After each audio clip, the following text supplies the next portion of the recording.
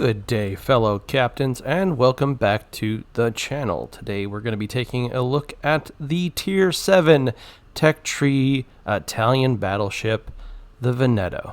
Now, this battleship, it was born to slap, I have a feeling. It's so much better than the Roma, and I can't convey to you how happy I am at how good this ship is. It shouldn't be this good, but it is. And so, as far as I'm concerned, I'm just going to run with it. I am going to show you a few games, because with these early games, it's a little hard to get a game where you just slap everything around on the enemy team, because you don't have any upgrades. So, let's get started. As this match begins, you're going to see me turn in toward the center of the map. Now, I have said in my previous videos where I've called out other players for abandoning their side, giving them a hard time. So, before you jump into those comments and start giving me a hard time, I am not abandoning my side. In fact, I am getting into cover so that I can fully focus on fighting off the enemies on this side, at the same time protecting my flank from Bravo, or the center of the map. Now, I will be able to put myself into a position to get my guns on in the center when I want, when it's right for me to do so, and not in a time where it's right for the enemy to do so. I've said this in former videos of mine where placement on the map is super important, and with a battleship where you're slower, less maneuverable, it's even more so important, because if the entire enemy team decides to focus fire onto your ship, no matter how much HP or armor you have, you're not going to last long. And even if you last a long time by those standards, say 4 minutes, that's still not very long in the grand scheme of the entirety of the match of 15 minutes, and when you could be dealing damage that entire time. So if you find yourself in a match, I would always recommend that you find some semblance of cover for the side of your boat, or some side of your boat, so that you are only dealing with an enemy, say, in front of you rather than in front of and on your side. This will help you stay in the game longer. Now, in regards to the gameplay here, this Vanguard's showing side here, so might as well focus on him. There's not much else to shoot at, and when it comes to engaging the enemy and enemy battleships or enemy cruisers, especially with the Veneto or any kind of Italian battleship, I would recommend waiting to see what the enemy does. The reason why I say that is because these guns have a relatively longer reload time than some of the other battleships at this tier. And so waiting for the enemy to make a mistake can be beneficial. You don't always want to hold your shot no matter what. However, if I were to only shoot at targets that are showing me their nose, just getting shots off as quickly as I can consecutively, there is almost no chance of finding an enemy citadel, especially when you see earlier, maybe a couple minutes earlier, you saw that Vanguard turn. At the higher tiers, I would say not so much 5, but 6, 7, 8, and Legendary, you will find that the enemy will not just sail straight from one side of the map, their spawn, to the other side of the map, your spawn, because that's pretty much a guaranteed trip back to port. You won't see that too often. You'll see that in the lower tiers, but not the upper tiers. So you can almost guarantee that an enemy is going to show you the side of their ship eventually. So there is a case to be made for baiting the enemy into thinking that you're shooting HE. You start off with HE. fire the HE at the enemy, they think to themselves, oh, he's firing HE, he's not going to be able to pen my side, now's my time to turn, when in fact you fired the HE and immediately switch over to AP. You could do that. Or you can just load AP from the beginning and just wait for the enemy to make a mistake and just shellac them like you just saw me do to the Amagi. With these guns on the Veneto, they are 380s, which may make you think, those aren't very big. They're actually, they're the same as the Bismarck. Well, the Bismarck can slap, and so does the Veneto. These shells are relatively high velocity, and they do punch through armor very, very well. I don't think I've had a game in the Veneto where I haven't gotten several citadels, so it's just something to think about when using this ship or when reaching this ship. These guns do penetrate, even though you might not think that they will. They're not 406s, but they are not small guns either. And at this tier and these modernized guns, they do move pretty fast. They get on target pretty fast, and they punch through quite a bit of armor. With the Veneto, you are given a heal, smoke, and a secondary battery reload consumable. For the build that I have for the Veneto, it is very similar to the Caracciolo that I had a video on a couple months ago, and I believe it is actually the same exact commander and roughly the same upgrades. It is all based on range and accuracy. Now, when it comes to the Veneto, there will be, I think, a rough estimate would be 1 in 10 shots turns out to be spaghetti. It's just a shotgun, it goes everywhere, nothing hits the target, and then I would say probably 1 out of every 3 shots is just insanely accurate. Now, this does depend on what you're shooting at. With this commander, keep in mind that shooting at cruisers is much more accurate than shooting at battleships, destroyers, or even carriers. There's actually no increase in accuracy when shooting at aircraft carriers. But with the other two, it does make your guns a bit more accurate. Unfortunately, however, no matter how accurate your guns are or how good you are at the game, sometimes, the blue guys just let you down and don't pull their weight, or they do dumb stuff like, sail in the middle of the open and get shelled by absolutely everyone and die within the first couple of minutes without really doing any damage. And when you have those type of teammates, well, chances are, no matter how well you're doing, you're not going to win. And that's exactly what's happening here.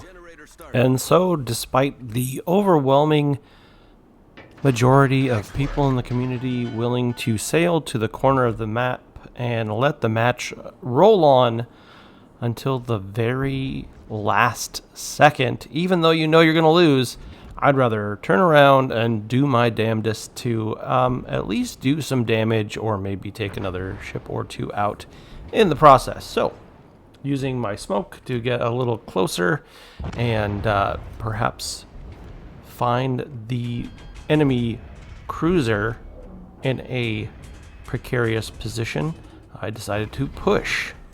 Unluckily for me, I end up running into a nearly full health enemy battleship, enemy Brandenburg, which is not something that you want to see, especially with the health that I have remaining. So, as far as the end of this match, you can obviously see where this is going. And the whole idea here is showing you what the Veneto is capable of, and not that it is a unstoppable beast that will do nothing but win you games, or that I'm some incredible player that does nothing but win, because that's just not reality. So, let's slide on over to the next game. For this next piece of gameplay, I'd like to showcase what the Veneto is truly good at, and that is map placement. And one of the reasons why she's so good at that is because she has a smoke screen. So no matter what is spotting you, where you're spotted, how you're spotted, you do have this consumable, a running smoke screen that can help you avoid enemy detection, get to cover without being focus fired on from the enemy team. And it also kind of gives you a get out of jail free card when it comes to engagement. A great example of this is as soon as I saw that enemy aircraft coming towards me, I popped that smoke screen so that I wasn't the main target of his torpedoes. Now, that may seem selfish, and in a small way that it is. It is a little selfish. But I'm a larger, slower target. It takes longer for me to maneuver, to turn my rudder. So the cruiser that was with me, if he became the target, chances are he's going to be able to dodge a lot of whatever the aircraft is sending his way. For me, that is not really the case, especially when you're dealing with full air groups of attack planes that haven't lost any planes yet, and they're able to send all of their ordnance at you. It's not as feasible as a air group that's already been chewed up, and they're coming back with a lot less aircraft. If that were the case, I probably wouldn't use my smoke screen, but this early in the match, in order to avoid getting a lot of damage early in the match before I'm able to deal damage or have to burn my damage repair party just in case I flood, these are the reasons why I would run the smoke screen like I did, and to be able to position on the map without being harassed by the enemy. It's pretty important, and it's one of the contributing factors of why the Veneto is such an incredible battleship at Tier 7. It does have that smoke screen, and it makes it a lot easier to get around the map. Now, there are situations where you're not going to want to use the smoke screen, one being if you're going up against a couple of destroyers or some such and you're trying to reposition, you might want to reconsider using your smoke screen so that you can see enemy torpedoes a little further off than you normally would with the smoke screen running. Now, you can see, obviously, that air group in the beginning, he would have targeted me because he just targeted me now. But you know, I didn't get hit from him until now, essentially. So there's a little play there. I'm not going to be able to avoid all damage from aircraft, but that is one major way of doing so, getting in your smoke screen and avoiding fire altogether. So the Veneto doesn't have great AA, and it's my assumption that's why this aircraft has been harassing me since pretty much the beginning. Either this player dumb lucked into just attacking me, he saw me, I'm the first thing that he saw, and he started drooling and just kept attacking and attacking, or the player actually knows about the stats of ships, knows what the Veneto is capable of, knows that it's fairly weak when it comes to AA, and just kept attacking because that's a good target for him to attack. He knows that he's not going to lose a lot of planes with each strike that he makes. Now, I'm lucking out here. I do have this cruiser with me, or else I think I would have had a much harder time getting rid of these aircraft than I did. That being said, I do have to keep pushing. My goal is to get to any kind of island so that I can get some kind of cover from the middle and maybe even that flandre. But the main goal is to ensure that this side stays out of the possession of the enemy team so that they cannot sweep south to Delta through Charlie, taking both in tandem and having a point swing. Now, I don't have a whole lot of health, but I do still have smoke screens, and as far as I'm concerned, the aircraft is a small problem, only because that cruiser's there to help fight off those air groups. And this is where I have to throw my buckshot Bucky PSA your way. Sometimes I think it's okay to turn around and cut and keep yourself alive for the good of your team and the potential victory that you could have from not dying and not engaging the enemy when you don't really have a chance to live. On the other side of that, even though my health is pretty low at this point, it's not a time to run, and it's especially not a time to turn and leave that cruiser to deal with a Flandre and aircraft by himself. I have seen other players pull moves like that, though, where they're in the yellow when it comes to their health, and they think to themselves, well, I'm not going to die. I'm going to turn and I'm going to live. Oh, well, okay. But maybe just position yourself in a way that it is difficult to penetrate your armor, and you'll last a lot longer, even though you have a little bit of health. And even with this amount of health, there's not much the Flandre can do except for attack my guns or attack my superstructure. Okay, in the interest of saving you and myself time, I'm going to cut to the chase here. As you can see, the enemy team is pretty much just hanging out at the back of the map, where you may also know the back of the map is where, you know, all the important things happen, like capturing bases or fighting off the enemy. That's where you need to be. This community. In the end, not a terrible result all in all. As for that game, it's a little hard to push and be a main contributing member of the team when you're getting harassed by aircraft in a battleship, but it is what it is. You do what you can with what you got. Alright, let's take a quick look at the modifications that I chose for the ship. The first modification, we have main battery mod 2.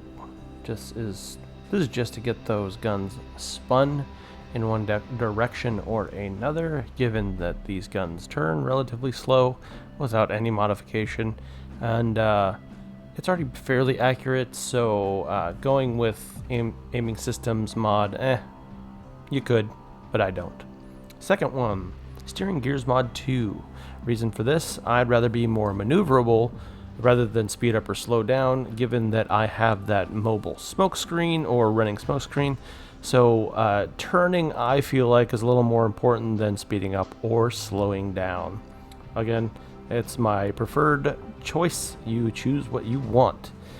Concealment systems mod, so that when I'm in the smoke, I can't get spotted from as far away from, like, say, destroyers or aircraft or what have you when I shoot my main guns.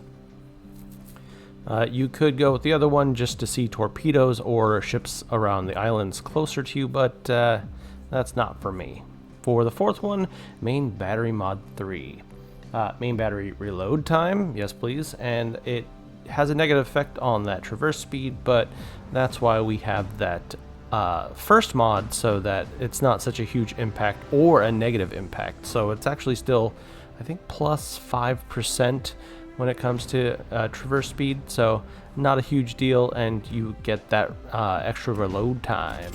As for these upgrades, well, the game you saw, I didn't have any upgrades, so I'm going to take those off of there, because to see the stats properly, those got to go away. So 59,000 hit points, 25% torpedo damage reduction, so pretty good. Not great, but pretty good.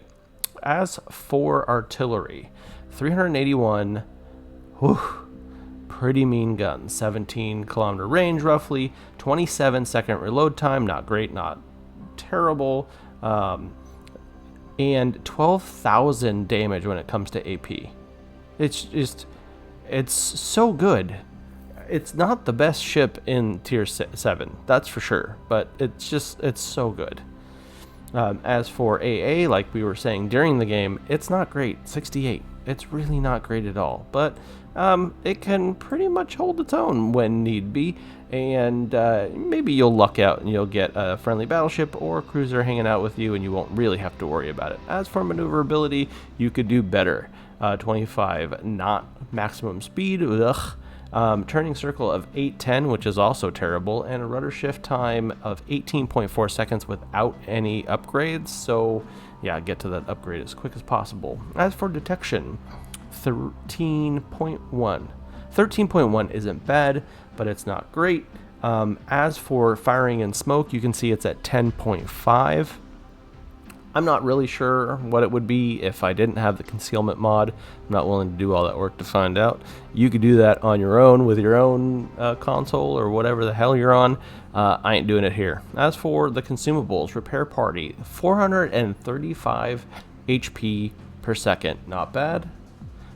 Exhaust smoke generator, consumable duration 45 seconds. That means it runs for 45 seconds while you're sailing. Smoke screen dispersion time of 10 seconds, so friends can't follow you too far away. As for the third, in the game that you saw, I was running the secondary mod. I did eventually change it. It's not really worth having that because it's not a secondary build. Secondaries don't go off until I think it's like 5.8, so they're almost useless. I'd rather have the spotter personally, so that you're in a situation where somebody's showing full side, you pop that more accurate. You could go with the catapult fighter. I'm not saying you shouldn't. It will help you fend off aircraft. However, I don't see aircraft carriers as often as I used to. So for me, running spotter. Okay, that's pretty much it. As for the stats for the guns, I'm happy. 17.9 kilometer range, an asshole motorcycle driving by. And, well, you know, let's take a look at that armor. As for the armor, it's pretty nasty when it comes to a battleship, even at tier 7. Most battleships at tier 7 are nasty when it comes to armor, but this ship especially, look at the front of this ship. You can almost not see any of that teal superstructure. It's almost all red. That's going to be hard to hit if you are facing a Veneto just totally nose on. And unless you have guns like a Georgia or a just pretty much anything with anything larger than 406, you don't have to worry about it. Those shells are probably going to bounce. Now, with the guns are decently armored, but you can see the side. They have like an orange plate on the very far back side of the turret. That's where you have to worry. That's where I would keep my guns angled at an enemy like so, to where that orange plate kind of has an angle against whatever enemy shooting at you. So whenever you fire your guns, turn your guns so that the plate has a decent angle, front plate, side plate has a decent angle, so that you can bounce shots if an enemy is trying to take your guns out. As for the commander, I'm not going to show it here. It's exactly the same commander I ran with the Caracciolo.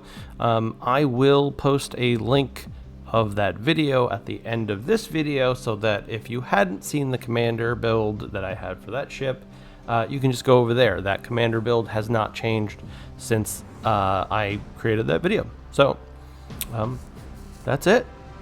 I do want to apologize for the hiatus. Work's been kind of crazy.